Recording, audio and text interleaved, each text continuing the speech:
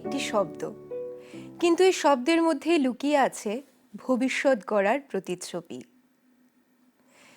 সেই শিক্ষা আমাদের অনেকভাবে হয়ে থাকে, কিন্তু প্রশ্ন জাগে, তা কি আমরা নিয়মের কঠোর বাঁধনে শিখব, নাকি খোলা আকাশে মুক্ত চেতনায় ডানা মেলে আমরা সে শিক্ষা গ্রহণ করব? ধরুন একটি ক্লাসরুম, যেখানে নীরবতা আছে, শিক্ষা আছে, কিন্তু প্রশ্ন নেই। আবার আরেকটি ক্লাসরুম, যেখানে প্রশ্ন আছে, মত বিনিময় আছে, কিন্তু হয়তোবা শৃঙ্খলার একটু অভাব আছে। তাহলে কোন পথটি সঠিক? নমস্কার, আপনাদের প্রত্যেককে স্বাগত জানাই দূরদর্শন নিবেদিত চর্চার আরও একটি পর্বে, যেখানে আমরা দৈনন্দিন বিভিন্ন গুরুত্বপূর্ণ বিষয়ের উপর আলোকপাত করে থাকি। আমাদের আজকের বিষয়টি শিক্ষায় স্বাধীনতা বনাম শৃঙ্খলা। এই বিষয়ে আমরা আজ কথা বলবো। আমাদের সঙ্গে আজ স্টুডিওতে রয়েছেন পরিচিত শিক্ষাবিদ শ্রী অভিজিৎ ভট্টাচার্য মহোদয়। প্রথমে নমস্কার, স্বাগত আপনাকে আজকের চর্চায়। যে ব্যাপারটি সবার প্রথমে জানতে চাইবো, আমরা যদি একেবারে শুরু থেকে শুরু করি, শিক্ষায় শৃঙ্খলার উদ্দেশ্য বা গুরুত্ব দুটোই যদি আপনি বলেন। দেখুন, ডিসিপ্লিনটা হচ্ছে গিয়ে একদম মূল বিষয় শিক্ষার। যদি শিক্ষায় যদি ডিসিপ্লিন না থাকে, তাহলে সেই শিক্ষাটা শিক্ষাই নয়। এখন ডিসিপ্লিন জিনিসটা কি? ডিসিপ্লিন ওয়ার্ডটা ধরুন এক একজনের কাছে এক একটা মানে রাখে। এবং ডিসিপ্লিনটা কতটুকু হওয়া উচিত? এখন শ্রেণীকক্ষে স্যার বা ম্যাডাম পাঠদান করছে, সেখানে স্টুডেন্টরা যদি নিজেদের মধ্যে প্রশ্ন করে, নিজেদের মধ্যে প্রশ্ন রাখে এবং উত্তর পেয়ে থাকে, এবং ক্লাসে যদি একটু ধরুন একটু সাউন্ড হয়, তাহলে কিন্তু আমরা বলবো না যে ইনডিসিপ্লিন ক্লাসটা কিন্তু ডিসিপ্লিন। সেখানে কিন্তু যিনি পাঠদান করছেন, যিনি টিচার, ওনাকে বুঝে নিতে হবে যে ছেলেরা নিজেদের মধ্যে মত বিনিময় করছে, সেই ক্লাসটা ডিস্টার্বিং ক্লাস নয়। আবার ধরুন লেটে স্কুলে যাওয়া, হোমওয়ার্ক না করা, টিচারদের কথা না শোনা, এগুলো কিন্তু ইনডিসিপ্লিন হয়ে যাচ্ছে। তাহলে বুঝতে হবে। আবার আরেকটা জিনিস আছে যে সবসময় ডিসিপ্লিন যদি থাকে, তাহলে কিন্তু আমরা ধরুন ডিসিপ্লিন স্কুল, সব কিছু একদম নিয়ম অনুসারে চলছে, সেটাও আবার ঠিক নয়। সেখানে কি করা হচ্ছে, একটা দেখুন, ডিসিপ্লিন আনতে গেলে দুটো জিনিস দরকার। একটা হচ্ছে রিওয়ার্ড। কেউ খুব ভালো ডিসিপ্লিন, তাকে অ্যানুয়াল যে ফাংশন হয় তাকে প্রাইজ দেওয়া হয়, মোস্ট ডিসিপ্লিন বয়। তো একটা হচ্ছে গিয়ে অ্যাওয়ার্ড, রিওয়ার্ড, আর আরেকটা হচ্ছে পানিশমেন্ট। ডিসিপ্লিনের সঙ্গে এগুলো সব কোরিলেটেড থাকে। কেন ছাত্ররা ডিসিপ্লিন? কেননা ওরা পানিশমেন্টকে ভয় পায়। টিচার পানিশ করে থাকে যদি কেউ ইনডিসিপ্লিন থাকে। এখন বিষয়টা হলো, যে সারাউন্ডিংয়ে ছেলে মেয়েটি বড় হচ্ছে, সেই সারাউন্ডিংটা কি? খুব গুরুত্বপূর্ণ। হ্যাঁ, অত্যধিক ডিসিপ্লিন বা ডিসিপ্লিনই না, সেগুলো মানে খুব ভালো করে দেখতে হবে। অনেক সময় দেখা গেছে যে প্রচণ্ড ডিসিপ্লিন স্কুল, কিন্তু রেজাল্ট ভালো হয়েছে, কিন্তু পরবর্তী সময় ছেলে মেয়েরা ভালো করতে পারেনি। বুঝতে পেরেছি? কেন? এই কারণটা কি থাকে? কারণটা হচ্ছে গিয়ে সবসময় মানে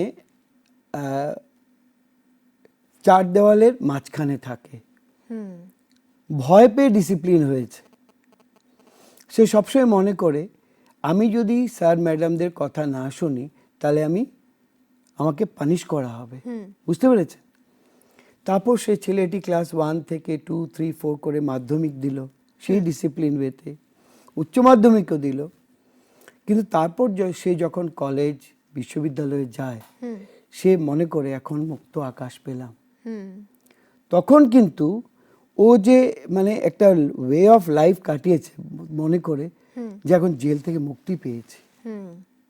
বুঝতে পেরেছেন? চাইল্ড সাইকোলজিটা বোঝাটা খুব কঠিন।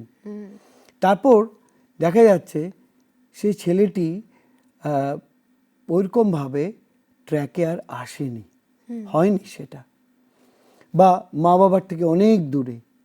মা বাবা যেহেতু কঠোর শাসনে রেখেছিল, এখন সে আসতে চায় না ওদের কাছে। সেই ইমোশনাল বন্ডিংটাই কখনো সেই ইমোশনাল বন্ডিংটা হয়নি কখনো। সে তখন মনে করে বাবা আমাকে এইভাবে করে মানুষ করেছে, আমি বন্ধুদের সঙ্গে চেয়েছি খেলতে যেতে, বাবা বলেছে না, ওদের সঙ্গে খেলতে হবে না, ওদের সঙ্গে যেতে হবে না, সিনেমা দেখতে পারবে না, এই করতে পারবে না, সেই করতে পারবে না, সবসময় না না না না করে গেছে। কিন্তু ছেলেটি তখন ভালো ছিল। 12-এর পর ও একদম ডিস্ট্র্যাক্ট হয়ে গেছে। মা বাবা তখন রিপেন্ট করে যে এত ভালো ছেলে কি হলো, কি করে এরকম হয়ে কি করে এ হলো। আবার যারা অবাধ স্বাধীনতা পেয়েছে, আমি বলছি না অবাধ স্বাধীনতা পেয়ে ওরা খুবই ইনডিসিপ্লিন হবে, তেমন করে বলছি না। স্বাধীনতা মানে এমন স্বাধীনতা ওরা মানে পেয়েছে, মা বাবাদের বলতে হয়নি যে এটা করতে হবে, এটা করতে হবে না। ওরা নিজেদের থেকে বুঝেছে যে আমার লিমিটটা কতটুকু। সেই সব ছেলেমেয়েরা কিন্তু পরবর্তী সময় ভালো হয়েছে। আচ্ছা, আপনি কিছুক্ষণ আগে বলছিলেন যেরকমটা আমরা অ্যাওয়ার্ড দেই, রিওয়ার্ড দিই, সেরকমভাবে পানিশমেন্টটাও দরকার। কিন্তু এই বর্তমান সময়, আগে আমাদের একটা আইডিয়া ছিল টিচারের সম্পর্কে যে হাতে একটা ব্যাট থাকে, কিন্তু বর্তমানে corporeal punishment is a crime. তো সেই জায়গায় দাঁড়িয়ে পানিশমেন্টের যে সীমারেখাটা কি করে আমরা ডিসাইড করব? দেখুন, যেটা কর্পোরাল পানিশমেন্ট কথাটা বললেন, এটা তো একদম পুরো ক্রাইম হয়ে গেছে, মানে ওই ডেফিনেশনটা ওইভাবে চলে এসছে। আর যেই টিচার এখন, আমরাও মার খেয়েছি বলতে গেলে, আমি অনেকগুলো কেন্দ্রীয় বিদ্যালয়ে পড়েছি, কিন্তু সেই মারগুলো এখনো মনে হয় যে সেগুলো আশীর্বাদ ছিল। এখন দিন কিন্তু পাল্টেছে।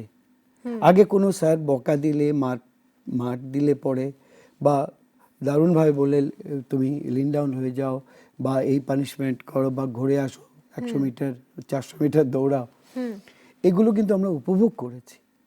আর স্যারদের প্রতি কোনো সময় আমরা বিদ্বেষমূলক আচরণ করিনি, যে স্যার আমাকে এতজনের সামনে আমাকে পানিশমেন্ট দিয়েছে বলে আমি মানে স্যারকে ওইভাবে করে দেবো, দেখ আমরা কখনো দেখিনি। কিন্তু এখন পাল্টে গেছে। এখন মনে করে যে এতজনের সামনে স্যার আমাকে মারলেন, আমার অপমান হলো। এবং ছেলের থেকে ছেলের মা বাবা আরো মানে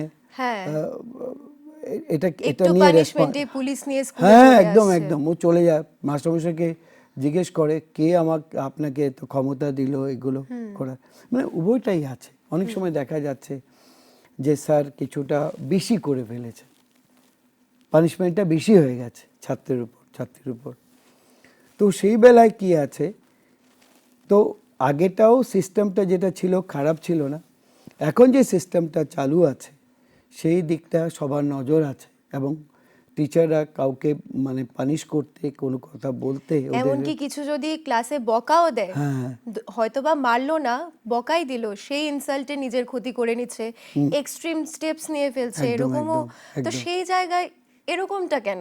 আগে তো আমরা মার খেয়েছি, পানিশমেন্ট পেয়েছি, কানে ধরে দাঁড় করানো, কত কিছু ছিল, তখন তো আমাদের মনে এই জিনিসটা আসেনি। না, সেখানে রয়েছে একটি ছাত্র বুঝতে পারে যে স্যার আমাকে সত্যিকারে ভালোবাসে। দেখুন, এখানে পার্থক্য রয়েছে। আমাদের সময় যখন স্যারেবে মারতো, আমরা এটা জানতাম যে স্যার আমাকে ভীষণ ভালোবাসে, এটা কিন্তু আমরা উপলব্ধি করেছি, ক্লাসে উপলব্ধি করেছি। কিন্তু ইদানিংকালে যেটা আপনি বললেন, ইদানিংকালে কিন্তু ছাত্র কিন্তু সেই রকম অনুভব করে না যে স্যার আমার না, বন্ডিং হয়ে ওঠে না, অনেকগুলো কারণ আছে। যেমন ধরুন, আমাদের সময় জিজ্ঞেস করা হতো আজকে কি খেলি, স্কুল থেকে গিয়ে কি করবি, কতটুকু দুষ্টমি করলি, কি পড়লি। এখন মাস্টারমশাই কোনো ছাত্রের নামই জানে না বলতে গেলে দিনের পর দিন পড়ে যান। কোন ছাত্র, কয়েকজন ছাত্র আছে যারা শ্রেণীকক্ষে প্রথম সারিতে বসে বা দ্বিতীয় সারিতে বসে, ওদের নাম জানে, স্যাররা জানে, টিচাররা জানে, আর বাকিরা জানার ইচ্ছেও করে না। তো কি হয়, ওদের কোনো প্রবলেম স্যাররা শোনে না। আমাদের সময় যদি কোনো প্রবলেম হতো, বাড়িতে হয়েছে প্রবলেম, বন্ধুদের সঙ্গে প্রবলেম হয়েছে, মাঠে হয়েছে, পড়ার সময় হয়েছে, কোনো সাবজেক্ট, ওরা কিন্তু আমাদেরকে মা বাবা যারা যেভাবে করে বোঝায় এভাবে বুঝিয়ে দিতেন। একদম। এখন কি হয়েছে, এখন মানে আমি এটাকে জেনারেলাইজ করছি না, কেউ যদি আমার কথাগুলো শুনে এটা মনে না করে যে স্যাররা বুঝি আজকাল এমনই, কিন্তু হ্যাঁ কিছু ভিন্ডিকটিভ টিচাররা আছে যে ছাত্র বেশি প্রশ্ন করে, যে ছাত্র ধরুন যে যাকে ও ভালোবাসে না, অনেকগুলো কারণে ভালোবাসে না হয়তো, তো স্যাররা তাদের প্রতি ভিন্ডিকটিভ হয়ে যায়। আর যেহেতু ভিন্ডিকটিভ হয়ে যায় ওইভাবে রেসিপ্রোকেট হয়।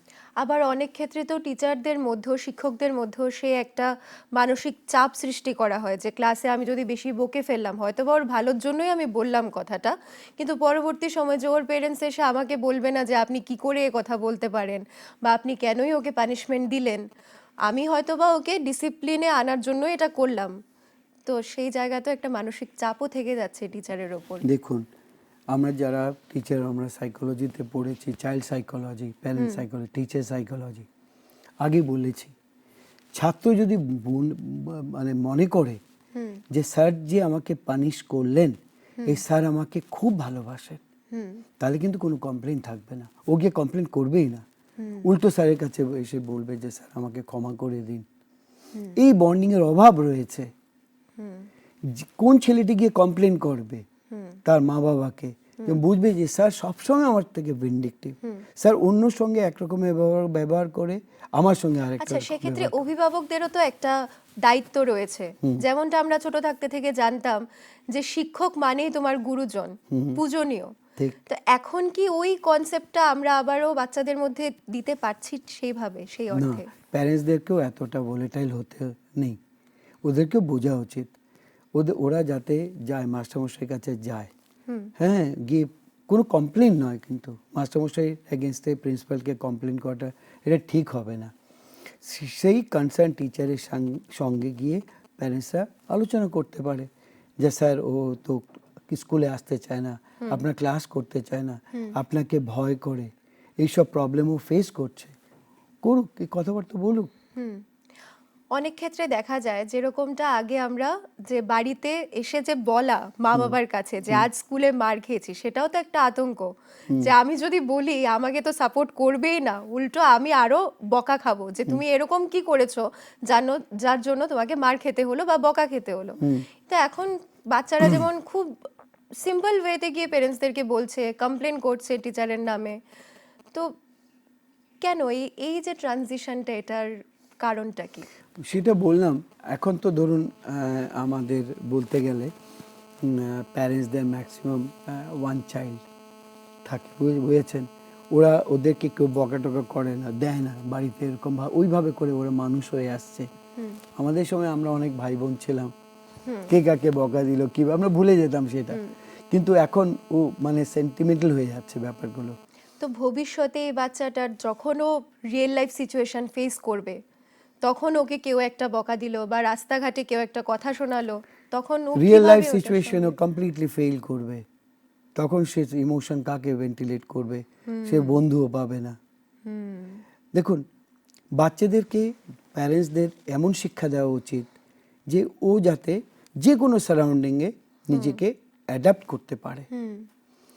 অ্যাডাপ্ট করতে পারছে না, তোমাকে সে কমপ্লেন করছে, তুমি কিন্তু তাকে প্রশ্রয় দিচ্ছ, কালকে কিন্তু সমাধানের জন্য তুমি হয়তো থাকবে না, তোমার হয়তো বয়স হয়ে যাবে, তখন তাকে কে কাউন্সেলিং করবে, তখন তার তার তার কাছে কে দাঁড়াবে? আজকে তুমি দাঁড়িয়ে যাচ্ছ।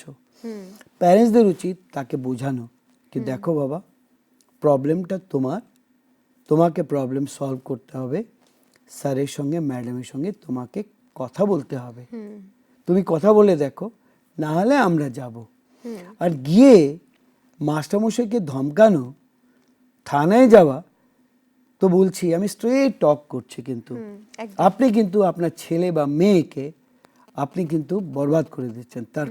তার তার পুরো যে আগামী দিনে যে সে বড় হবে সে কিন্তু হতে পারবে না। সে কালকে দেখুন, আমরা সমাজে চলতে গেলে বিভিন্ন সমাজের এত মানে ভ্যারাইটি আছে, হ্যাঁ, সবার সঙ্গে আমাদের ওইরকম হ্যাঁ, মিলিয়ে মিলিয়ে হয়। চলতে হবে। তো সবাই তোমাকে ভালোবাসবে, কিছু তো লোক আছে তোমাকে বকাবকি করবে, কিছু লোক তোমার সঙ্গে ঈর্ষা করবে। সব কমপ্লেন কি মা বাবাকে তুমি করতে পারবে যখন বলো? ও কর্মক্ষেত্রে যাবে, অফিসের বস থেকেও বকা খেতে পারে, একদম একদম খাবি। তখন এবং গিয়ে কার এই কাছে ব্যক্তিরা বলবে? বেশি খায়, এই ব্যক্তিরা সার্ভাইভ করতে পারে না। একজন দেখবেন যে ফুটবল মাঠে, ক্রিকেট মাঠে, যে কোনো প্লে ফিল্ডে বকাও দিচ্ছে, সেও বকা দিচ্ছে, বকা খাচ্ছে, কিন্তু বাড়িতে এসে চুপচাপ, কোনো কমপ্লেন করছে না, কাউকে কমপ্লেন করছে না। এরাই আগামী দিনে বড় হতে পারে। Complaining should be my last resort against my teachers.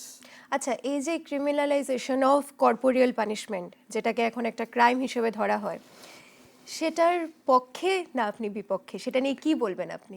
দেখুন, যেটা যদি এক্সেসিভ হয়ে যায়, এখন মাস্টারমশাই এমন করে মারলেন যে দাঁত একটা পড়ে গেল বা তার ব্লিডিং হয়ে গেল, তা তো সেটা তো অমানসিক, মানে এটা তো হতে পারে না, অমানবিক সেটা হয়ে গেছে। তো সেই ক্ষেত্রে তো আমাদের বিভিন্ন ল আছে। সেখানে ধরুন বাচ্চা রক্তাক্ত হয়ে বাড়ি ফিরেছে, সেখানে মা বাবা কি করে ঠিক থাকতে পারে? কে মেরেছে? স্যার মেরেছে আমাকে। স্যার তুমি কিভাবে এইভাবে মারলে? তোমার ছেলে তুমি এইভাবে মারতে? তো এটা তো চলে আসে না ব্যাপারটা। তো কর্পোরাল পানিশমেন্ট আমরা এখন মানে কেউ কোনো মাস্টারমশাই অবলম্বন করে না। না। কিন্তু যদি অ্যাক্সিডেন্টলি গুলো যদি হয়ে যায়, তাহলে এগুলোকে পুলিশ কেস না করে স্যারকে বোঝানো, প্রিন্সিপাল স্যারকে কাছে যাওয়া, এগুলো যাতে থানায় না গড়ায়।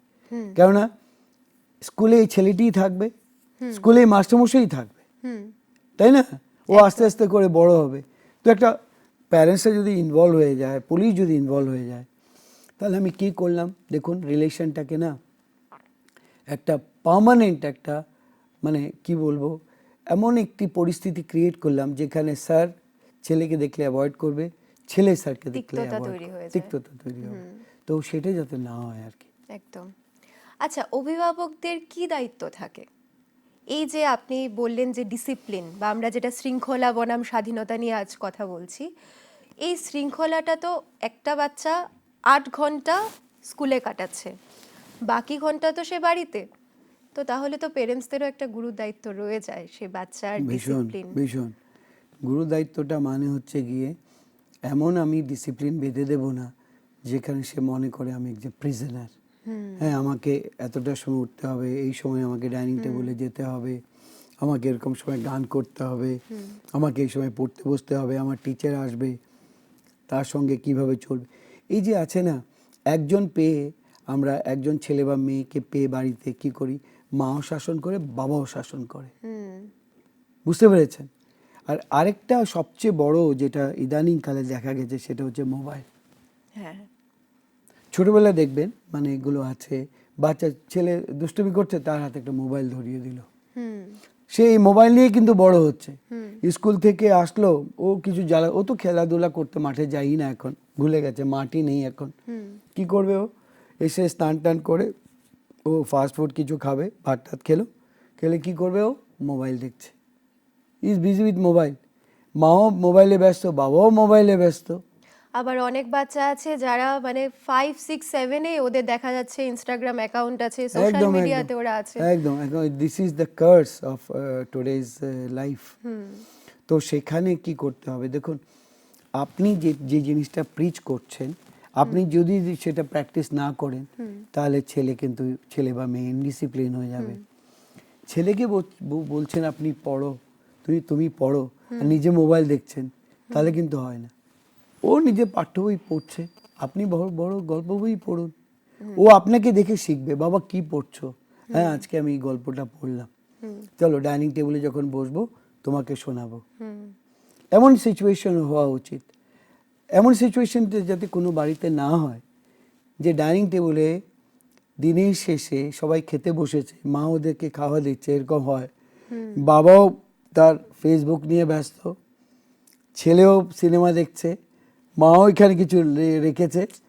মানে this is a very dangerous situation this days. Japan এটা ফেস করেছে, বিসর্জন দিয়ে দিয়েছে মোবাইল। আমেরিকা ফেস করেছে, বিসর্জন দিয়ে দিয়েছে। নাও ওরা বুঝতে পেরেছে this is not the life.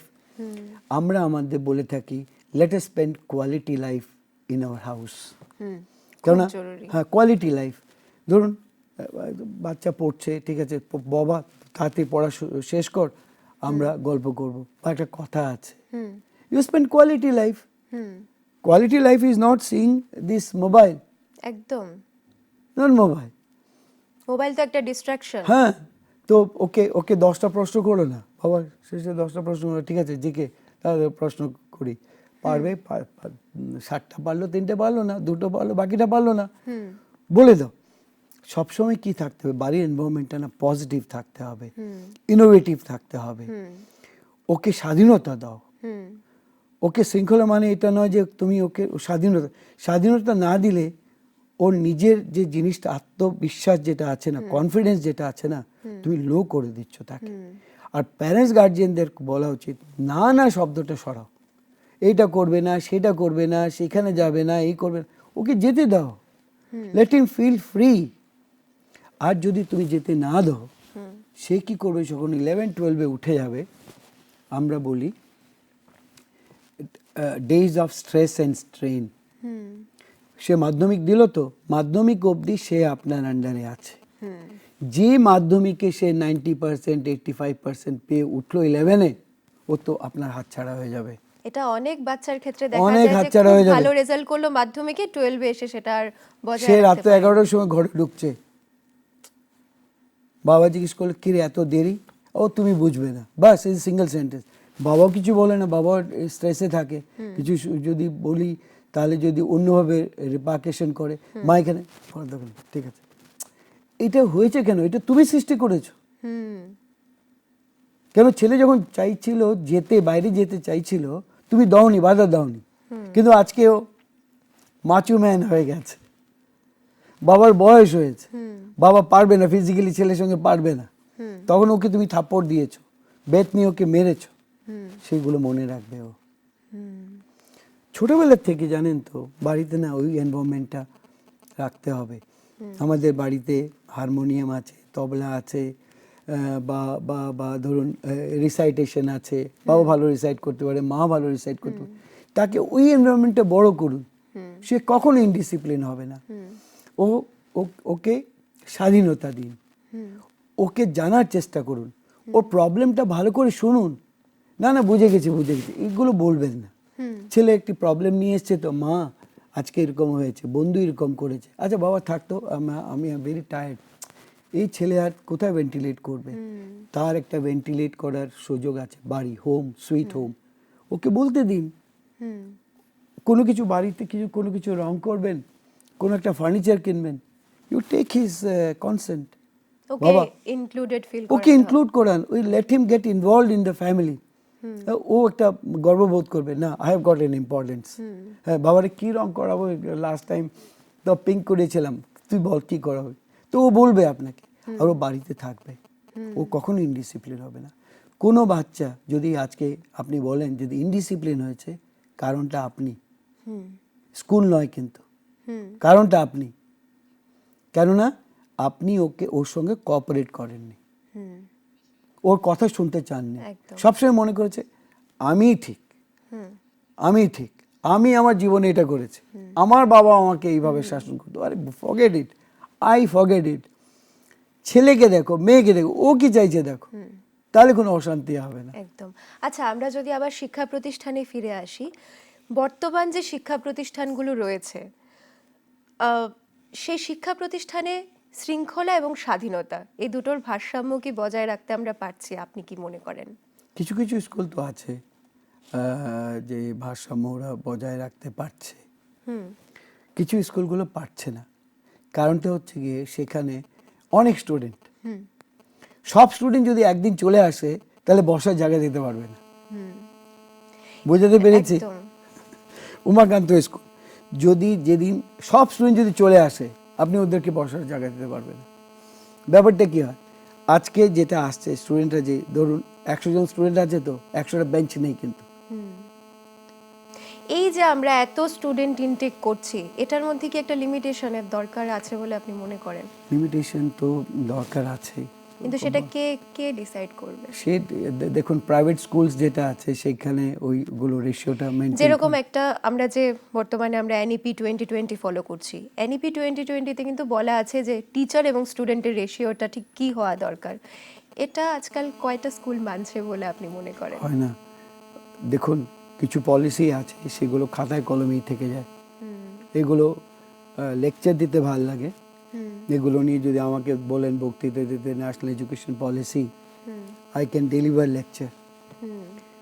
কিন্তু মূল কথা হচ্ছে গিয়ে রাষ্ট্র বা ফ্যামিলির যেটা আছে, একটা তো বলেছি যে বাড়ির এনভায়রনমেন্টটা ওকে মানুষ করতে সাহায্য করে, আরেকটা রয়েছে যেটা কোঠারি কমিশনের রিপোর্টে প্রথম লাইন বলেছিল, the destiny of a nation is being shaped in its classroom.